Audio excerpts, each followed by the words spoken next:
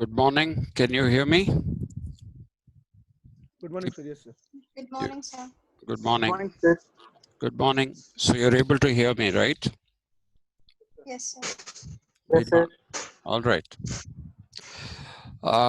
So till yesterday, we were basically discussing the syllabus, the contents of the syllabus. Uh, Today we will go into the first, we call it unit, but the State Higher Education Council has decided to use the nomenclature of modules. So we will be going into the first module of this paper, which is political thought.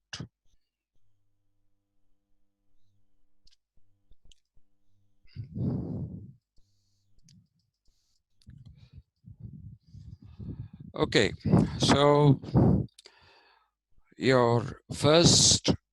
in the first module, you have two heads, one of which is called nature of political thought, and the other one is a slightly more complicated one, which is essentially uh, comparison between um, a comparison between the ancient Indian thought and Western thought. Okay. Now, let me just take you to the idea of nature of political thought. There is a joke, prevalent joke. I thought I'll tell you that, but I don't think I will. It's a waste of time. Just let me tell you that this is a bit of a joke because you can't have a nature of thought. Okay, thought is thought. And political thought till the modern period, which is also now being called the common era, uh,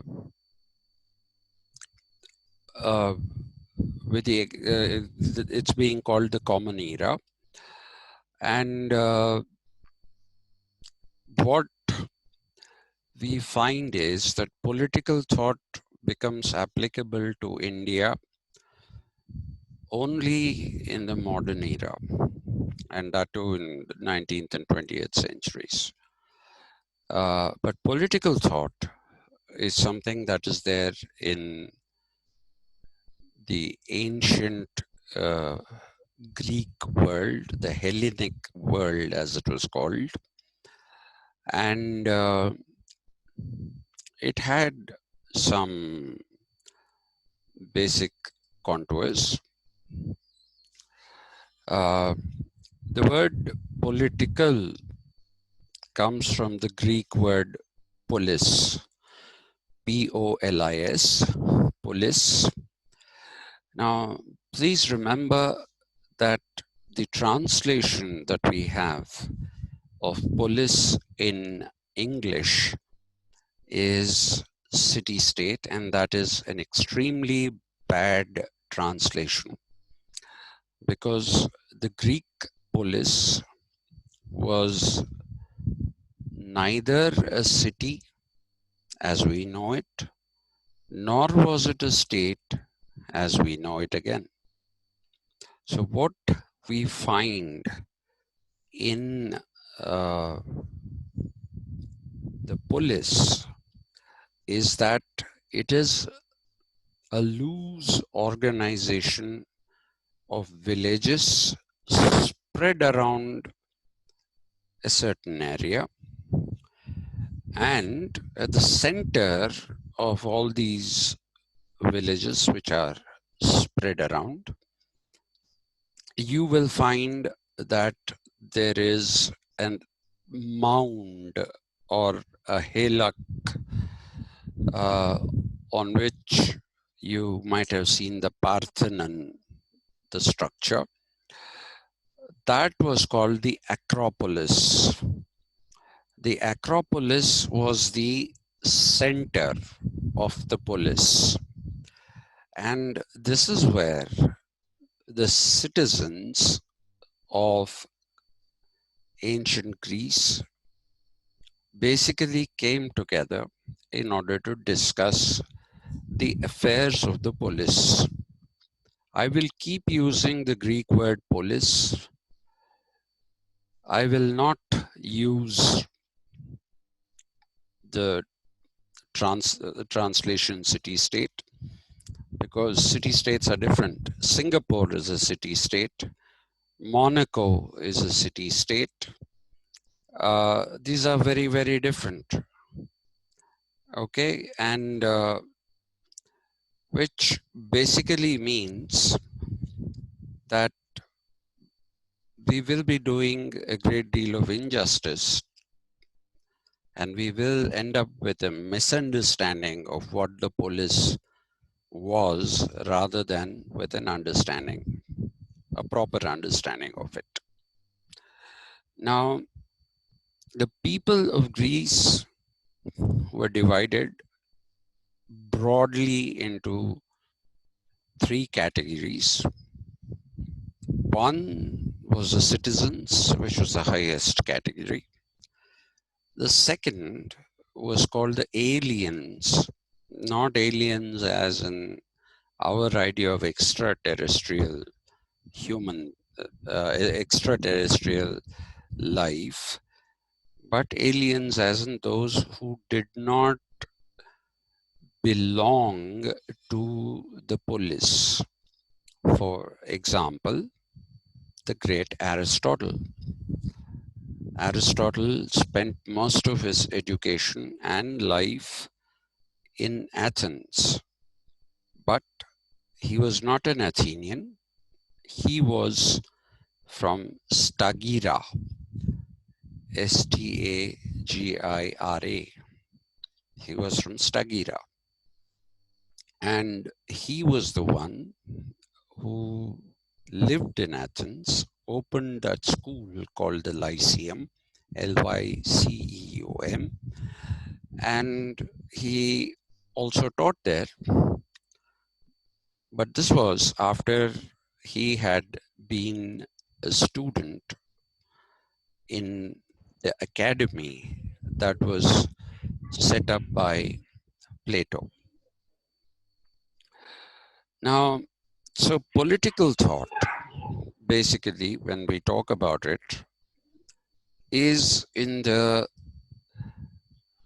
context of ancient Greece, not so much in the context of ancient India.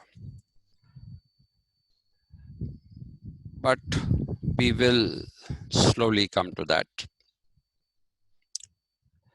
And we'll try when we have to compare and contrast the two of them. Now, if you look at what is the nature of the political thought, the Greeks emphasized rationality. Basically, the Greeks emphasized rationality, and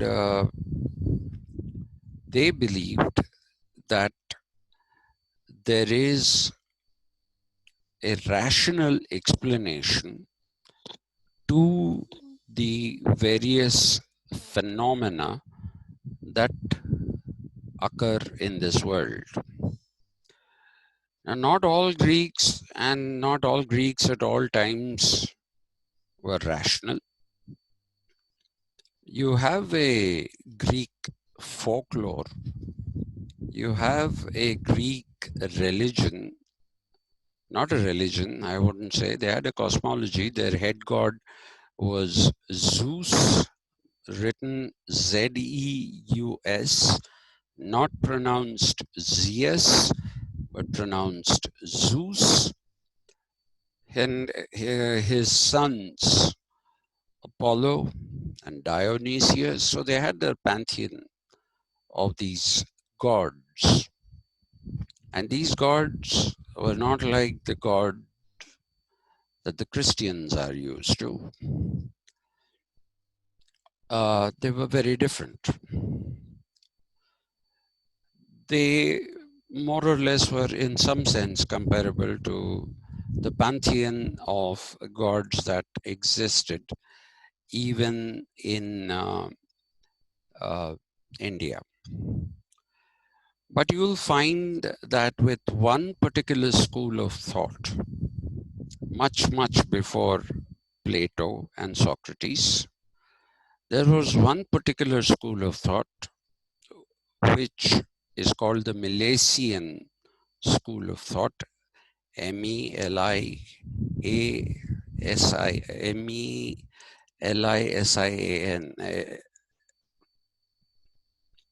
Milesian school of thought. And it's called the Milesian school of thought because these people belong to the uh, province of Miletus. Okay, and there are three of them: Thales, Anaximander, and Anaximenes. I will talk about them in detail a little later. But what you need to understand is that these three people started the process of rational inquiry into natural phenomena. They did not want supernatural explanations, such as a flood happening because of the wrath of the gods. They didn't believe in all that. They didn't believe that the earth rested on the shoulders of Atlas. They didn't believe in that. So they rationally tried to explain things that happened in the world around us. They tried to rationally explain these things. And in doing so, they turned out to be path breaking. And among these, specifically, Anaximander turned out to be perhaps the greatest pioneer because a number of experiments in science that are attributed to people like Galileo and Isaac Newton. If you look at those, you will find that these experiments have their roots in Anaximander's thought. But I will, like I said, tell you the whole story a little later, not immediately. So, rationality was one of the big things. If you look at the mathematicians of the period, people like Pythagoras, like I said, not pronounced Pythagoras, but it is Pythagoras. Pythagoras believed that geometry could be one of the ways in which one understands the world. So you have the Greeks who created theorems, okay, and theorem as such shares its root with uh, the word theory. So when we talk about political theory, we are talking about something that came out of a word called thea. in Greek, which I will explain later, not now. So it had this component even for Pythagoras. Plato's Republic. Plato wrote a number of other works as well. Okay. Uh, Plato was not simply a political philosopher, he was a philosopher. And he basically explored various aspects of the world in which human being was one of the parts. So the book that is of relevance to us, that which defines the quintessential uh, Plato, is the Republic. And it is in the Republic that you find Plato placing emphasis upon this whole idea of rationality. You'll also find that Plato is somebody who's pretty moral. Hello? Yeah. So you will basically find that uh, apart from rationality, the Greeks also emphasized on morality. Morality usually is used interchangeably with ethics. In some contexts, it cannot be interchangeably used, but in the Greek context, you can use ethics or morality. In fact, Aristotle wrote two books. He didn't write, Aristotle didn't write anything, by the way. How they got written is a story that I'll tell you later. But the two books that are attributed to Aristotle are those which basically talk about ethics. One is called Nicomachean Ethics, Nicomachean, Nicomachean Ethics. Nicomachus, Nicomachus, Nicomachus was Aristotle's father, and his father had a great deal of influence on Aristotle and his thought. And that is why he basically wrote this book called Nicomachean Ethics.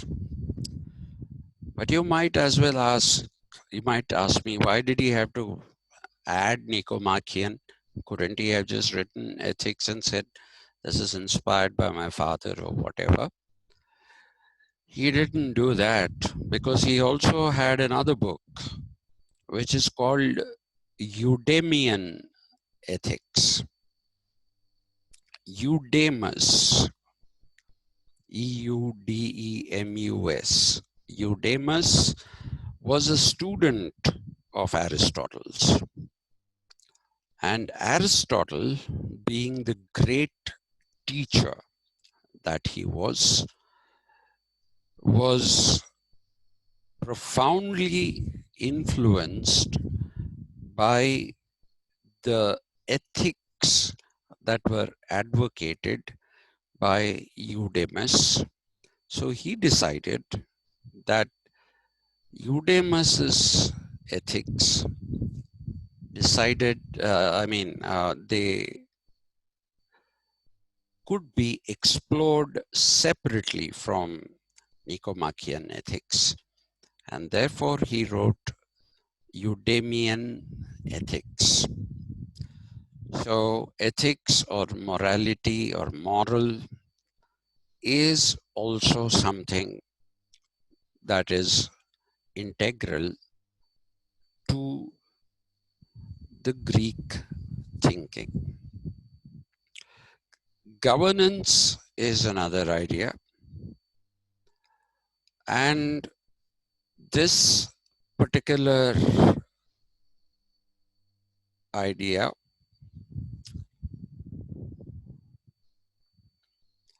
yeah, somebody says, somebody has raised a hand. Harish raised a hand. So yes, Harish. Sir, mistakenly happened. Sorry.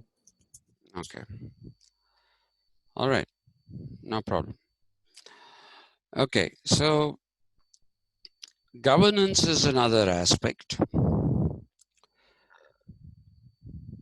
If you again go back to Plato, Plato's idea of the philosopher king and Aristotle's idea of good life, not good life of the Vijay types.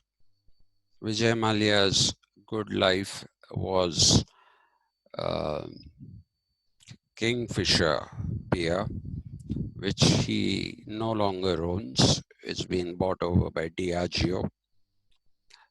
So that's not the good life. Neither is it Kawasaki's Let the Good Times Roll.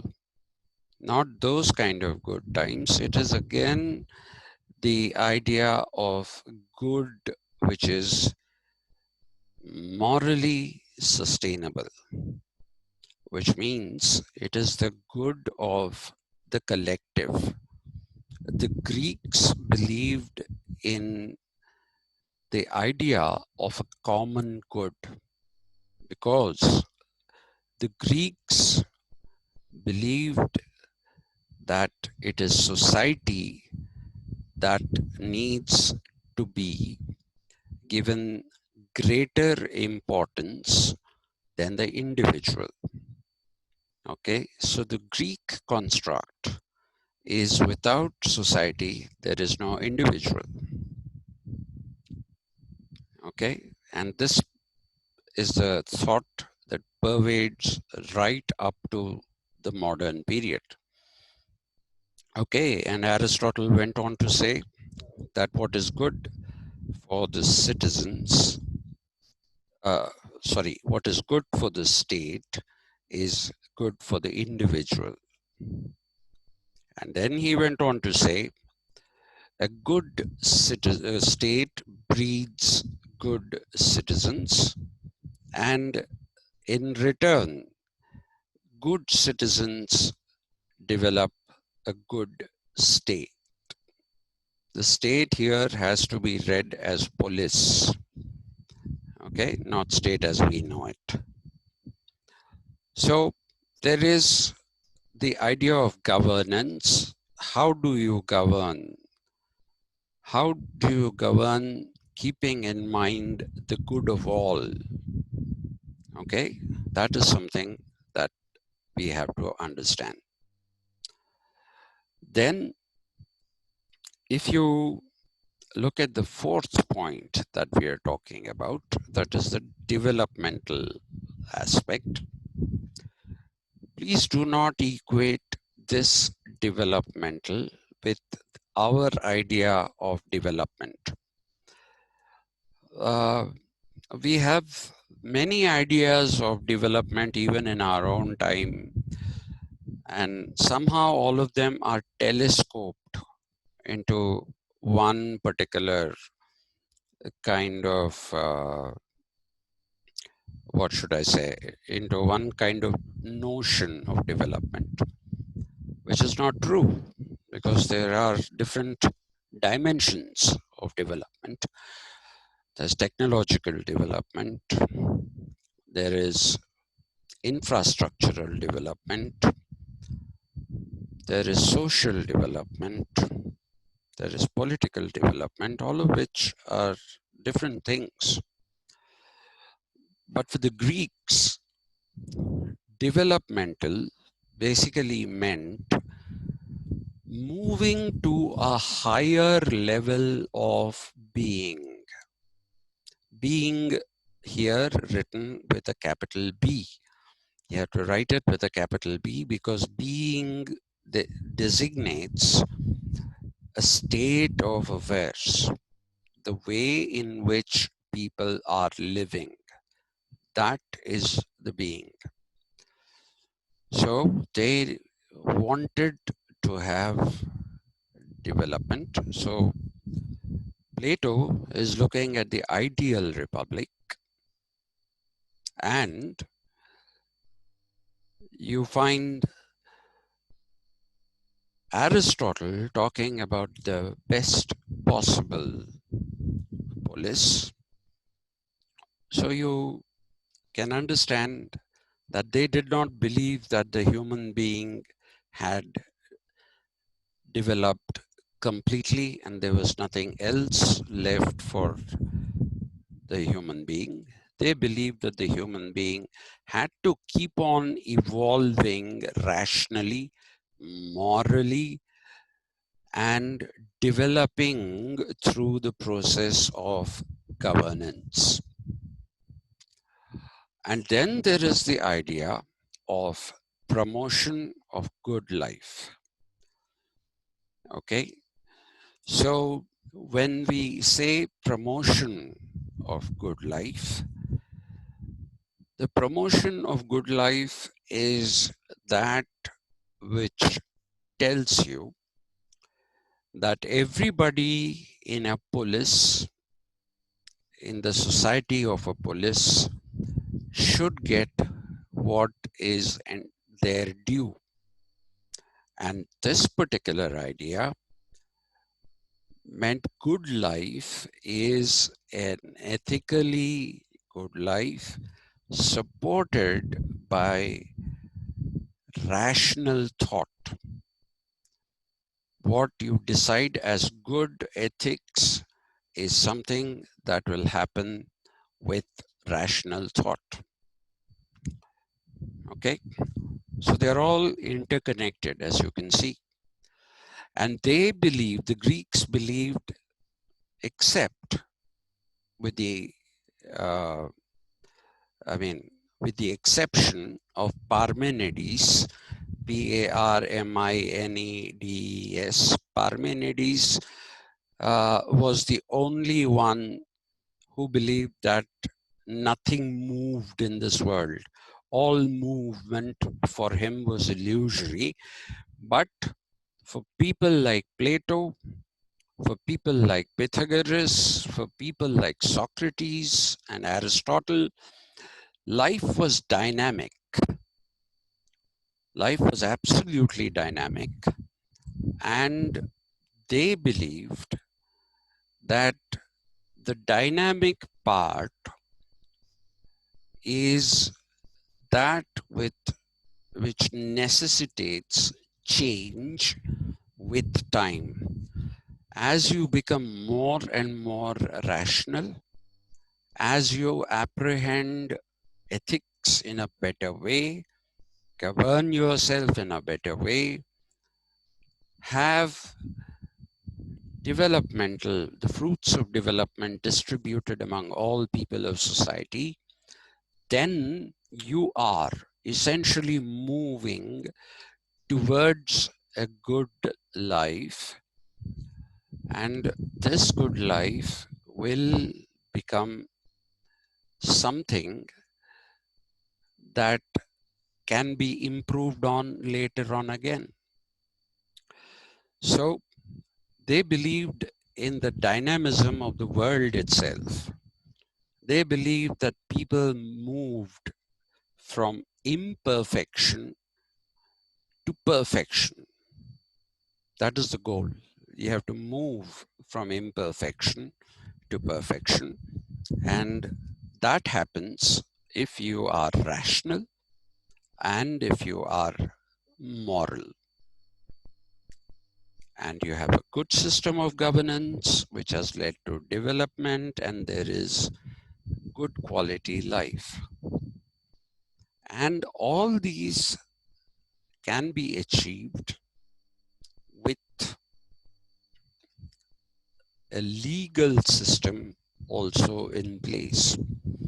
Now, please don't confuse this word legal that we are seeing, that you're seeing on the screen, with the legalities that we talk about in the present world.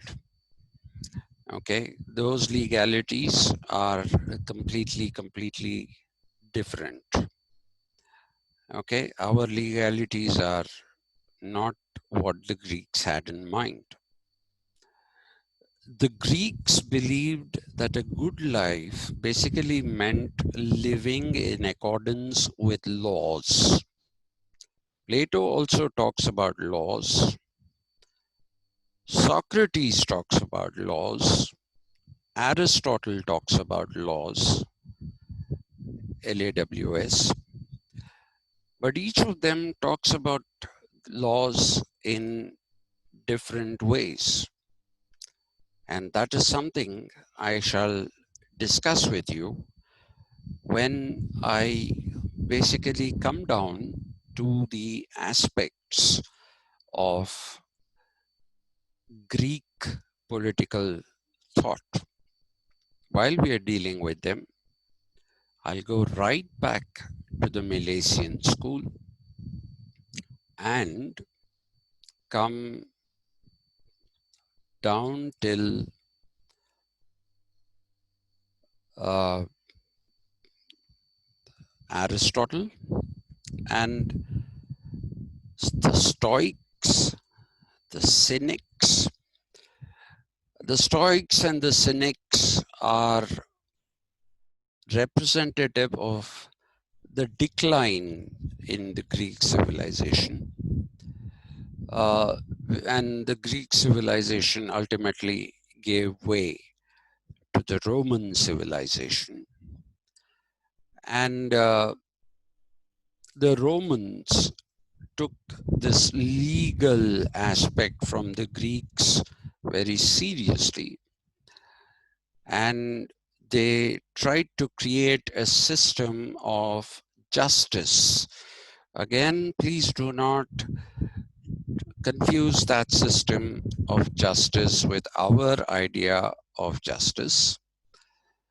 And they had codified laws, the Romans.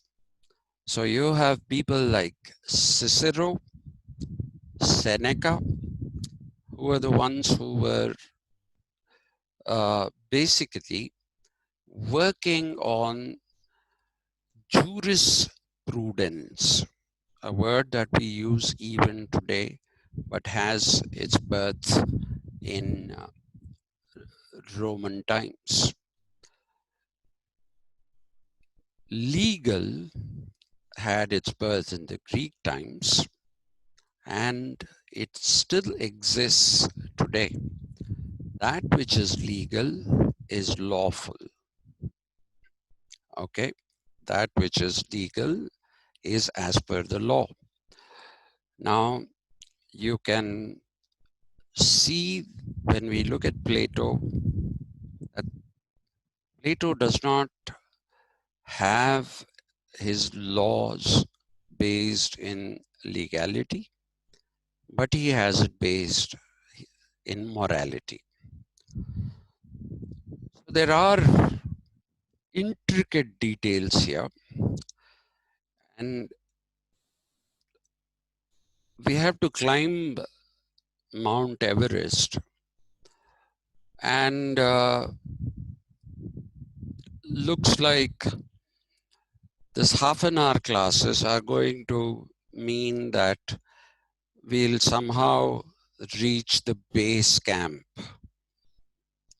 Okay, at some point I have to hurry up the teaching process. I don't want to do it immediately because you have to get used to my teaching. You're not used to my teaching. Every teacher has their own style. If you get used to my teaching, then I can move faster. So anyway, we are not running on schedule. So a couple of more days of delay won't kill us. So this is where I'll say thank you because I'm running out of time and I have another class to start in less than 5 minutes. And thank you very much for having attended. It is kind of you. There are 16 of you. So thank you very much. See you tomorrow. I'll send the link again. And I'm also putting the links of the lectures. And if you're finding any difficulty in hearing them through the speakers of your computers, I suggest you use headphones. If you have doubts, you can go back to the lectures. I'm posting them on my YouTube, and I'm posting the link also on the WhatsApp group. Okay, I think I didn't post it yesterday. I'm sorry about that, but today I will do it. Thank you very much. I'll see you tomorrow at 11 o'clock, and we shall move on to the next slide, which will be methods of political thought. Okay, thank you.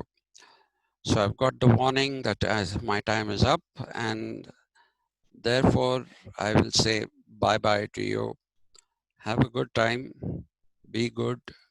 Don't do anything that I do. Okay, then you'll be all right. Somebody who wants to be admitted now. Deepak Chaudhary raised a hand. Sir?